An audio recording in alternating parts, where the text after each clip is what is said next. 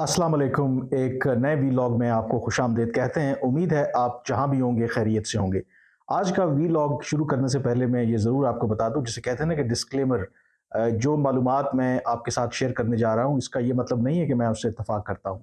क्योंकि पाकिस्तान में जो भी मसाइल हैं, जो भी इश्यूज़ हैं, मेरा एक कंसिडर्ड व्यू है अपना पर्सनल, के उसका हल एक ही है कि पाकिस्तान के अंदर जो पॉलिटिकल प्रोसेस है उसे जारी रहना चाहिए। और अगर पाकिस्तान के अंदर ये पॉलिटिकल प्रोसेस जारी रहता, मुल्क में मार्शल लॉ ना लगते या जो मुंतखब हुकूमतें हैं उनके खिलाफ साजिशें ना होती, तो आज पाकिस्तान की जो मेरे ख्याल में सियासी क़यादत है वो बहुत बेहतर होती। और पाकिस्तान आज जिस दोराहे पे खड़ा है या जिन मसाइल से दो चार है, वो मसाइल पाकिस्तान को दरपेश ना होते। क्योंकि ये प्रोसेस जो है, इवन आज भी अगर हम शुरू करें तो ये नहीं कि ओवरनाइट तब्दीली आएगी, लेकिन अगर इस मुल्क के अंदर सियासी प्रोसेस को चलने दिया जाए तो डेफिनेटली एक वक्त ज़रूर आएगा कि जब इस मुल्क के अंदर जो डायनेस्टिक पॉलिटिक्स है उसका भी खात्मा हो जाएगा और हकीकी मानों में जो हकीकी नुमाइंदे हैं आवाम के, वो ज़रूर उभर कर सामने आएंगे।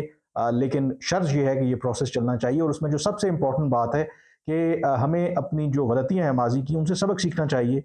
और अगर हम ये समझते हैं कि किसी भी सियासी रहनुमा का जो उसका कैरियर है या मुस्तकबिल है वो मसनूई तरीके से हम ख़त्म कर लेंगे, तो ऐसा मुमकिन नहीं है। माजी में कोशिश की गई, नवाज शरीफ हो, बेनज़ीर भुट्टो हों, उनके जो सियासी कैरियर हैं उनको मसनूई तरीके से ख़त्म करने की कोशिश की गई, लेकिन जल्द या देर से उनका कम बैक ज़रूर हुआ।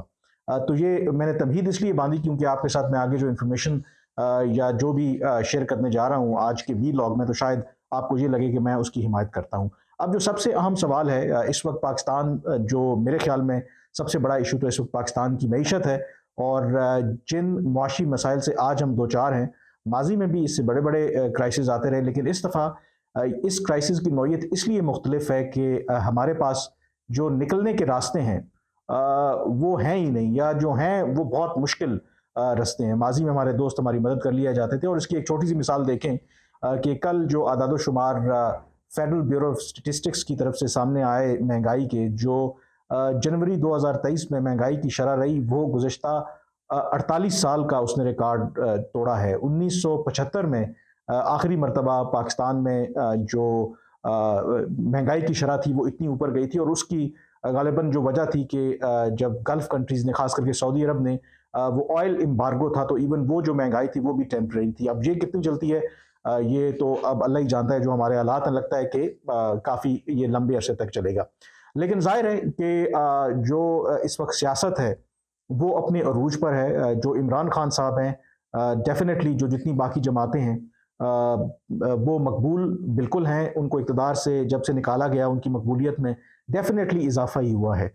और इमरान खान साहब की जो ख्वाहिश थी जब से उनको इक़्तिदार से निकाला गया कि कबल अज़ वक्त इंतखाबात हों, उन्होंने लॉन्ग मार्च भी किया, वो नाकाम हुआ।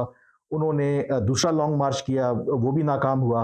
और नाकाम इन द सेंस कि वो ऑब्जेक्टिव वो अपना अचीव नहीं कर सके कि जो इलेक्शंस करवाना चाहते थे। और उसके बाद फिर आखिरी जो पत्ता उन्होंने खेला वो था पंजाब और केपी के जो असेंबलियाँ हैं उनको तहलील करवा दिया उन्होंने। और उनका ख्याल था कि उसके बाद, इस गवर्नमेंट के बाद कोई ऑप्शन नहीं रहेगा और उनको फिर इलेक्शंस करवाना पड़ेंगे। जो आपके साथ मैं अपनी मालूमात शेयर कर रहा हूँ इस्लामाबाद के अंदर, ज़ाहिर है कि लोगों के साथ उठना बैठना है, जो डिस्कशंस इक़्तिदार के ईवानों में हो रही होती हैं।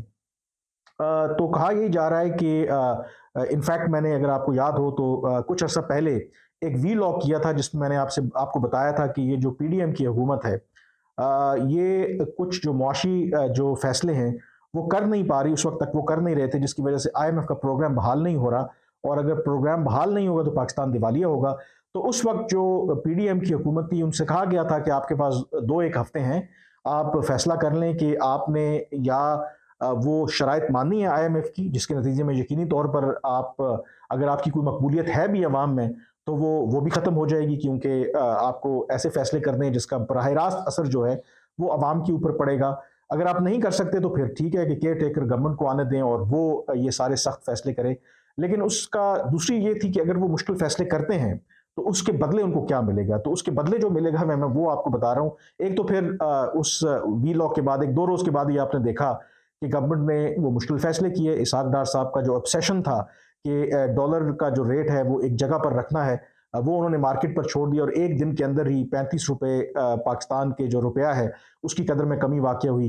फिर उसके बाद हमने देखा कि तेल की जो मसनूआत हैं उनकी कीमतों में वक्त से पहले ही बहुत बड़ा इजाफा कर दिया गया और एक सिग्नल दिया हमने IMF को कि हम तैयार हैं आपकी सख्त शराइत मानने के लिए और आप पाकिस्तान आएँ। और फिर वही हुआ, जब पाकिस्तान ने ये 2 स्टेप लिए तो IMF की जो टीम है वो फिर पाकिस्तान आ गई और आज तीसरा दौर है उनका, मुज़ाकरात पाकिस्तानी हुकाम के साथ उनके जारी हैं।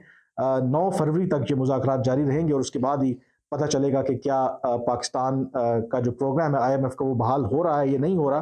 जो कम अज़ कम मेरी मालूमात हैं कि प्रोग्राम तो बहाल होगा, क्योंकि पाकिस्तान के पास ऑप्शन है ही नहीं। अगर प्रोग्राम बहाल नहीं होगा तो खुदा न खास्ता हम दिवालिया हो जाएंगे। अच्छा, अब जब गवर्नमेंट ने ये जो उस वक्त जो हिचकिचा रही थी ये सारे फैसले करने में, जो सबसे बड़ा उनका कंसर्न ये था कि अगर ये फैसला करते हैं, फ़र्ज़ करें कि तमाम मुश्किल फैसले करते हैं, एक तो कर लिया उन्होंने, मार्केट पे छोड़ दिया डॉलर और रुपए की कदर को, फिर तेल की कीमतों में उन्होंने इजाफा किया, मज़ीद जो अभी मुज़ाकरात हो रहे हैं उसके नतीजे में आप देखेंगे कि बिजली की कीमतों में भी इजाफा होगा।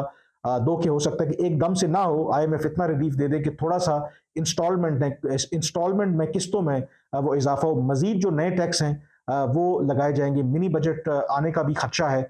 तो ये वो तमाम इक़दामात हैं जिसके नतीजे में मुल्क के अंदर मज़ीद महंगाई होगी।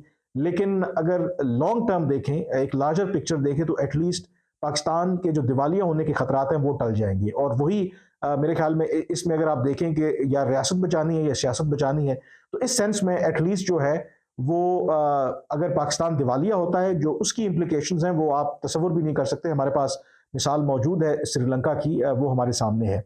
तो अब जब इन्होंने ये मुश्किल फैसले लेने का फैसला कर लिया है और IMF के साथ प्रोग्राम की बहाली की ये कोशिश कर रही है गवर्नमेंट, तो उनकी यही ख्वाहिश थी कि फिर इंतखाबात जो हैं वो अपने वक्त पर ही हों। और वक्त पर होने का मतलब ये है कि अगस्त तक इनकी टर्म है और अक्टूबर में जाकर फिर इंतखाबात होंगे। और इनका ख्याल है कि by that time they are hopeful, जो करंट गवर्नमेंट है, कि शायद हालात कुछ बेहतर भी हो जाएं। और इसमें जो जितना जो पीरियड आएगा, 2 चीज़ें उनके ख्याल में होंगी कि कम अज़ कम उनको संभलने का मौका मिलेगा, वो अपने जो वोटर्स हैं उनके पास जा सकेंगे, क्योंकि बीच में 3 माह के लिए केयर टेकर गवर्नमेंट भी आएगी। लोगों की यादाश्त जो है वो बड़ी कमज़ोर होती है, तो कुछ फैसले जो है वो केयर टेकर गवर्नमेंट पर भी वो छोड़ देंगे।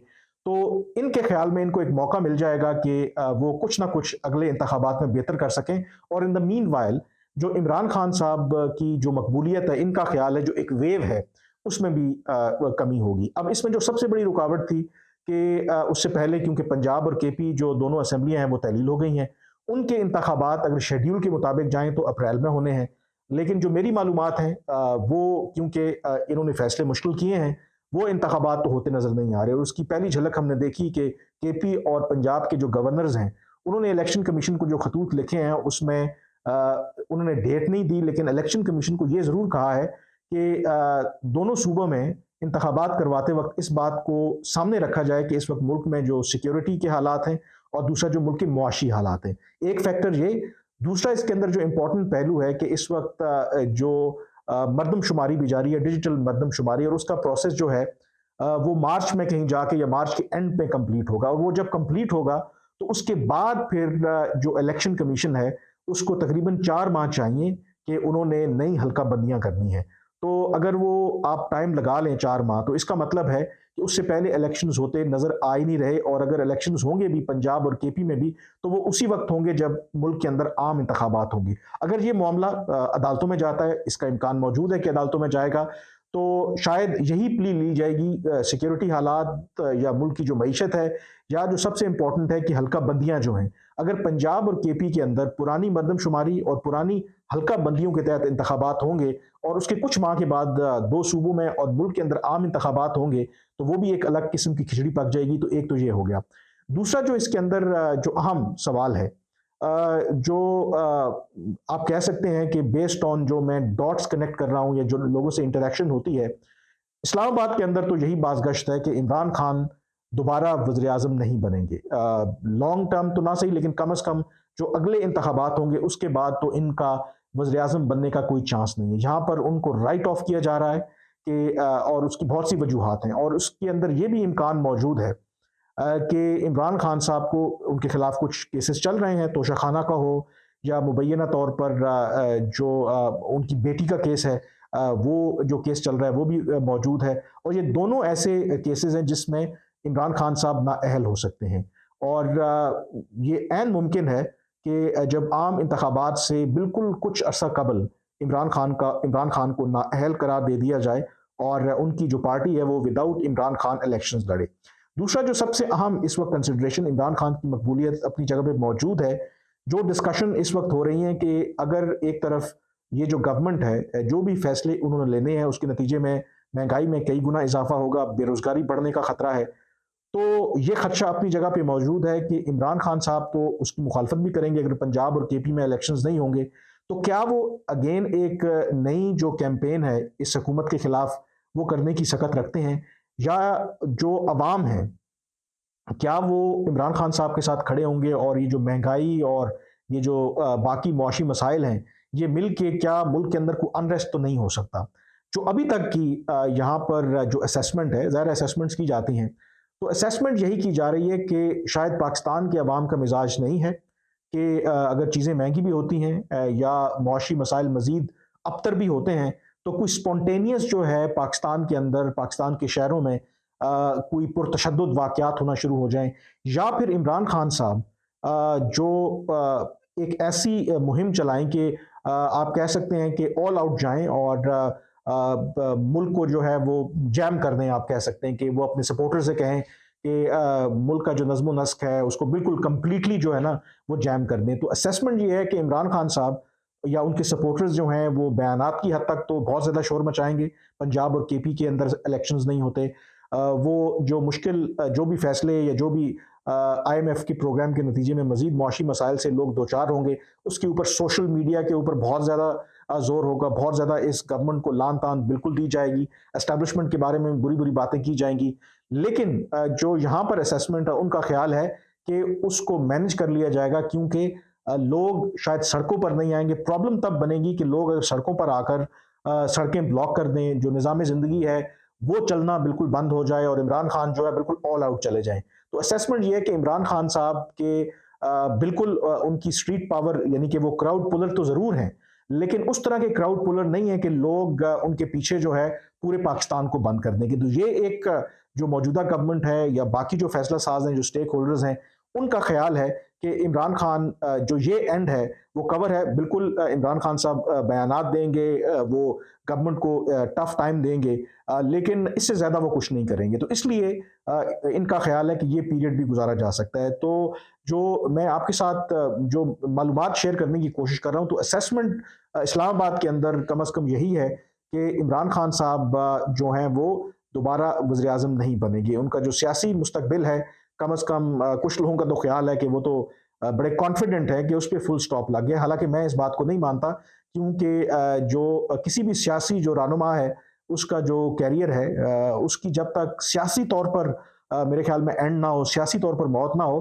तो अदालती फैसलों के ज़रिए या किसी और तरीके से आप किसी भी सियासतदान का सियासी कैरियर जो है वो ख़त्म नहीं कर सकते। But as of now at least यही प्लान है कि ना तो इलेक्शंस हो रहे हैं पंजाब और केपी के अंदर, और जो ये गवर्नमेंट है ये भी रुक रही है। और दूसरा इमरान खान साहब के बारे में भी यही ख्याल है कि जब भी अगर इलेक्शंस होंगे, उनका तो ख्याल है कि वो 2/3 अक्सरियत लेके दोबारा वज़ीर आज़म बनेंगे, लेकिन एटलीस्ट इस्लामाबाद के इक़्तिदार के ईवानों में यही इस वक्त बाज़गश्त है कि इमरान खान साहब का दोबारा वज़ीर आज़म बनने का कोई इम्कान नहीं है।